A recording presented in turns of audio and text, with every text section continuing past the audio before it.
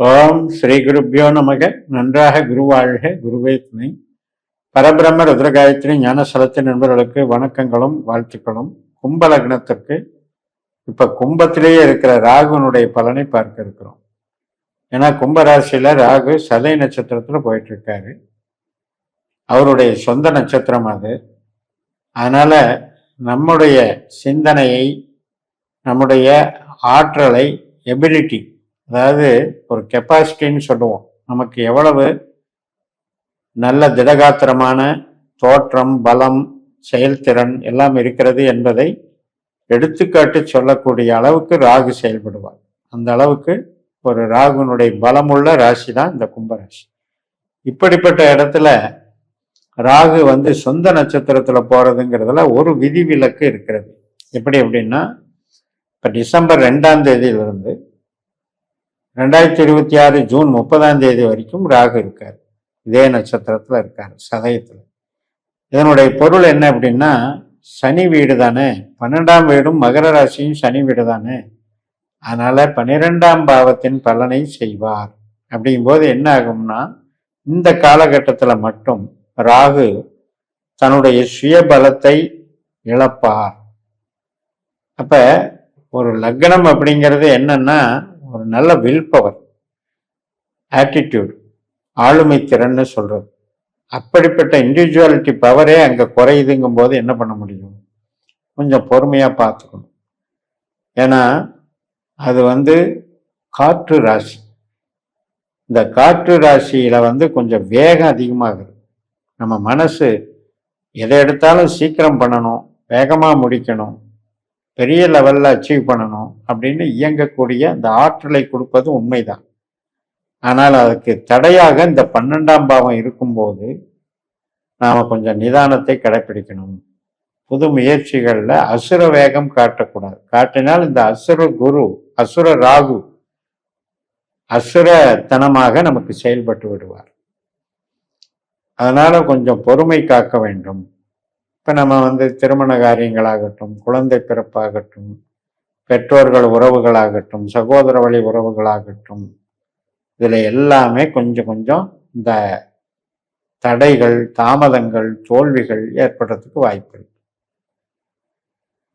சரி, எதுக்கு நல்லா இருக்கும் அப்படின்னு தெரிஞ்சுக்கிட்டோம் அப்படின்னா, இப்ப நீங்க ஒரு இன்வெஸ்ட்மெண்ட் பண்றீங்க, ஒரு தொழில இருந்து இன்னொரு தொழிலுக்கு மாறுறீங்க, வெளிநாட்டு வேலைக்கு போறீங்க, ஆராய்ச்சி கல்வியில போய் ஆராய்ச்சி மேற்கொள்றீங்க, அதே மாதிரி நெடுந்தூரம் பிரயாணம் போறீங்க, இந்த மாதிரி விஷயத்துக்கெல்லாம் நல்லா இருக்கும்.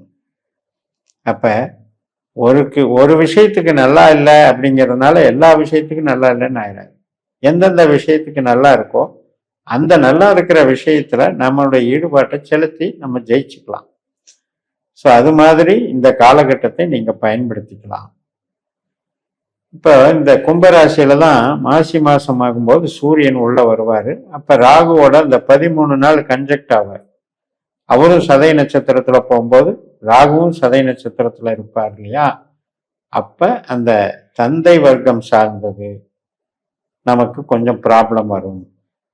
அதே மாதிரி கணவன் மனைவி உறவுல குழப்பங்கள் வரும். இதெல்லாம் கொஞ்சம் பார்த்துக்கணும். இதே செவ்வாய் போகும்போது சகோதர வழியில பிரச்சனை வரும். பூமி சம்பந்தப்பட்ட விஷயங்கள்ல பிரச்சனை வரும். நம்மளுடைய பதவி சம்பந்தப்பட்ட விஷயத்துல, ஒரு வேலை பார்க்குற இடத்துல ஒரு ப்ரொமோஷன் தடையாகிறதுக்கு இந்த செவ்வாய் காரணமா இருக்கும். இதே சுக்கிரன் இந்த ராகுவோட இன்வால்வ் ஆகி போயிட்டு இருக்கும் பொழுது ஒரு மாற்றங்களோ அல்லது திருமண காரியங்களோ, கணவன் மனைவி உறவுலையோ, நம்ம வீட்டில் இருக்கிற திருமணமாகாத பெண்கள் சம்பந்தப்பட்ட விஷயத்திலையோ சில குறைபாடுகள் நடக்கும். அதே மாதிரி புதன் கிரகம் போயிட்டு இருக்கும் பொழுது ஹெல்த் இஷ்யூஸ் வரும், சந்தோஷம் கெட்டு போகும். மற்றும் நம்ம குழந்தைகள் சம்பந்தப்பட்டது, நம்மளுடைய படைப்புகள், அறிவு சார்ந்த விஷயங்கள், டெக்னாலஜி, இது சம்பந்தப்பட்ட கோளாறுகள் அங்கே கொடுக்கும். இதெல்லாம் இந்த செயற்கை பலனை நம்ம பார்த்துக்கணும். சரி, இது எல்லாருக்குமே கும்பத்துல இருக்கவங்களோ அத்தனை பேருக்கு நடக்குமா அப்படின்னா, உங்களுக்கு திசை புத்தி அந்தரம் சூட்சுமம் என்று சொல்லக்கூடிய வகையில ராகு இருந்தால் மட்டும்தான் நடக்கும். ராகு திசையோ, ராகு புத்தியோ, ராகுனுடைய அந்தரமோ, ராகுனுடைய சூட்சுமோ நடந்தால்தான் நீங்க அதை பெருசா எடுத்துக்கணும். அது இல்லாதவங்களுக்கு இந்த பலன் இல்லை. இப்போ உங்க ஜாதகத்துல ராகு எங்க இருக்காருங்கிறத பார்த்து தான் அதனுடைய வலிமையை புரிஞ்சுக்கணும். இப்ப ராகு வந்து நமக்கு அகம் சார்ந்த நன்மைகள் தரக்கூடியவர்.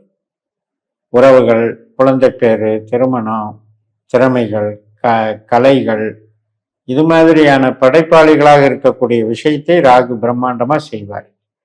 அப்படிப்பட்டவர் நம்ம ஜனன ஜாதத்திலே 12ல இருந்தாருன்னா அது கெடுதல் தான். இந்த மாதிரி விஷயங்கள் அங்க மைனஸ் ஆயிடும்.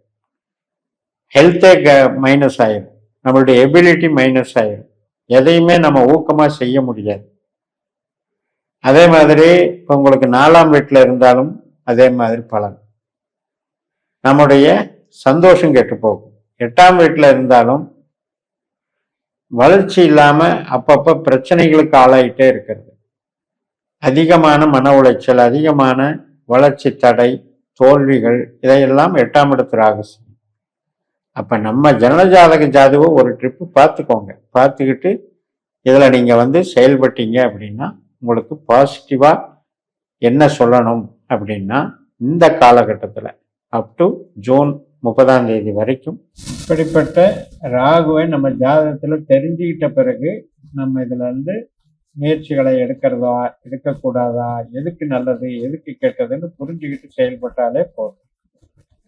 அதனால நமக்கு ராகு நம்ம ஜனன ஜாதகத்துல வேற நட்சத்திரத்துல இருந்தா நல்லதுதான். இப்போ பூரட்டாதியிலையோ அவிட்டத்திலேயோ இந்த மாதிரி நட்சத்திரத்துல இருந்தால் அது வந்து உறவு சார்ந்த நன்மைகளை தான் கொடுக்கும், கெடுதல் பண்ணாது. சொந்த நட்சத்திரத்துக்குன்னு ஒரு பலன் இருக்கிறது என்பதை சுட்டி காட்டுவதற்காகத்தான் இந்த பலன். அதனால இந்த காலகட்டங்கள் அப்படின்னு எடுக்கும் பொழுது கொஞ்சம் உறவுகள் வகையிலையும் கவனமாக இருங்க. பொருளாதார ரீதியாக புது முயற்சிகள், புது டெவலப்மெண்ட்ஸ் அப்படிங்கிறது நடக்கும். அது உங்க ஜனன ஜாதகத்துல கெட்ட ராகுவாக இல்லாமல் இருந்தால் அது நல்லது செய்யும்னு நினைச்சு நீங்க அதை வெரிஃபை பண்ணிக்கோங்க. ஜன்மத்துல ராகு அப்படின்றது வந்து அதீதமான கற்பனைகள், அதீதமான ஒரு குறிக்கோள்கள், அது பாட்டுக்கும் கனவுகள் மாதிரி வளர்ந்துக்கிட்டே போகும். ஒரு அதீதமா நம்ம அச்சீவ் பண்ணணும் அப்படின்னு ஒரு கோல் செட்டிங்கை பண்ணிக்கிட்டே இருக்கும். அதுக்கு ஏமாந்துடக்கூடாது. ஏன்னா ராகு வந்து ஒரு மாய கிரகம். கொடுத்து கெடுப்பான், ஆசை காட்டி மோசம் செய்வான் என்பதை உணர்த்தி அதை வந்து நாம வழி நடத்தணும். அப்படின்னா நமக்கு ராகு தசாபுத்தி அந்தரம் இல்லைன்னா பிரச்சனை இல்லை. அது இருக்கிறவங்க மட்டும் இதை வந்து உணர்ந்து கொண்டு செயல்படுங்கள் என்று சொல்லி நிறைவு செய்கிறேன். இந்த சேனலை சப்ஸ்கிரைப் பண்ணி ஷேர் பண்ணுங்க. உங்க தனிப்பட்ட ஜாதக பலாபலன்களை என்னுடைய வாட்ஸ்அப் நம்பர்ல தொடர்பு கொண்டு பலன் பெறுங்கள். உங்களிடமிருந்து விடைபெறுகிறேன். உங்கள் JMS. நன்றி, வணக்கம்.